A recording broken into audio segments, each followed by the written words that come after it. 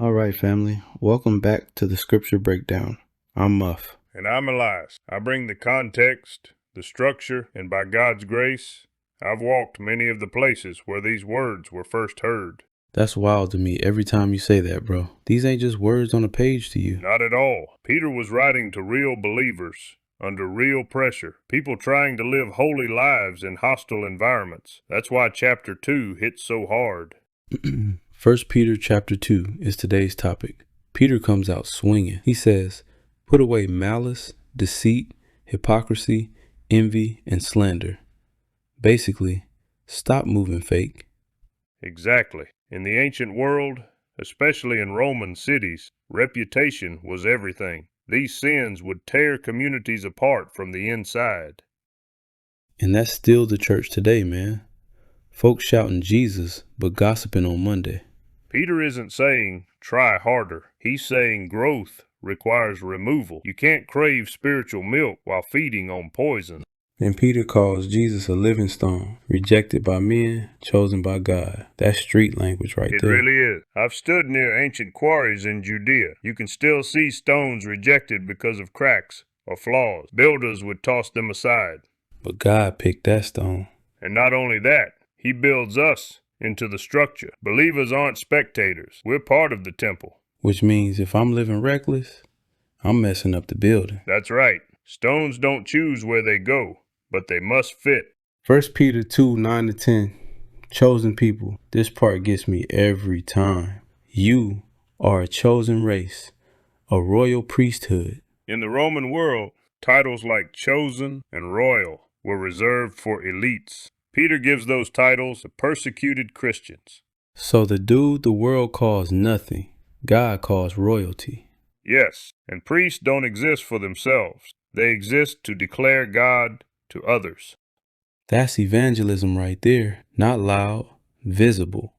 1 Peter 2, 11-12. Strangers and exiles. Peter says we're strangers in this world. That's how it feels preaching on concrete, man. And Peter's audience felt that deeply. Many were displaced, marginalized, or mistrusted. He reminds them, don't blend in, bear witness. Live so clean that even your haters gotta admit something's different. Exactly. Holiness becomes your defense. 1 Peter 2, 13-25. Submission and suffering. This part's tough. Submit to authorities, even unjust ones?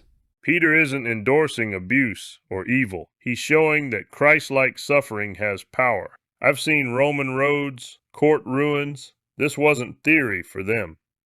Jesus took hits he didn't deserve and still didn't sin. And Peter reminds us, Christ suffered for us, leaving an example, not just for salvation, but for daily conduct. That's hard, but it's real.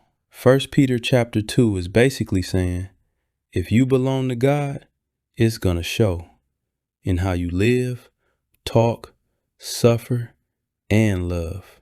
Faith isn't abstract. It's embodied, lived out in public, under pressure. When Peter writes 1 Peter, he is addressing believers scattered across specific regions in the Roman Empire, not just general groups of people. In 1 Peter 1:1, he names Pontus, Galatia, Cappadocia, Asia, and Bithynia as the places where these Christians lived. These names refer to Roman provinces in Asia Minor, which is today's Turkey, mainly in the northern and western parts of the peninsula.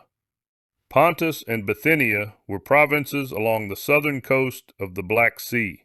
Galatia was in the central interior of Asia Minor, known for its Celtic Galatian tribes before Roman control. Cappadocia lay to the east of Galatia, a rugged highland region that later became a Roman province. Asia was the Roman province on the western edge of the peninsula, including major cities like Ephesus and Pergamum, hubs of administration and early Christian activity. These areas weren't small neighborhoods.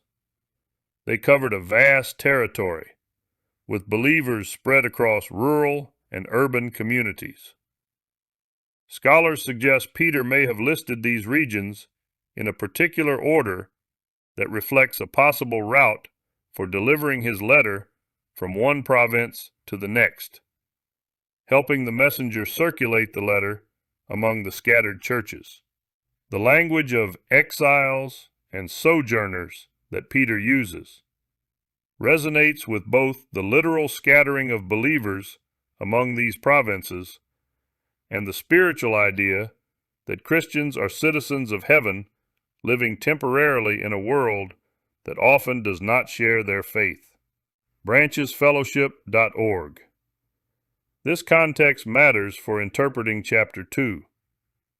Peter isn't writing to an anonymous audience. He is speaking to Christian communities living under Roman governance, within diverse cultures and social pressures, and often in environments where adherence to Christ set them apart from the mainstream religious and civic practices of their regions. This is the scripture breakdown. Peace.